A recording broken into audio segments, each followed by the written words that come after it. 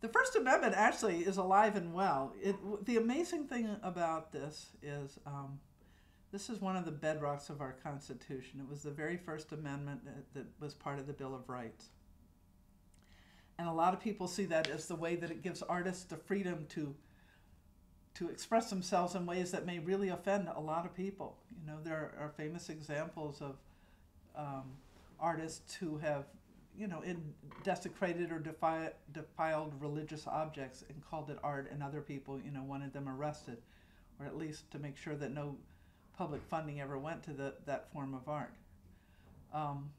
It's also the freedom to say things that other people don't want to hear. And, you know, one of the most telling examples was that the First Amendment allowed these neo-Nazi people to march through the streets of Skokie, Illinois, which was a town very near me when I was living outside Chicago. There were a lot of Holocaust victims survivors who were living in that community, still had the numbers inside their arms.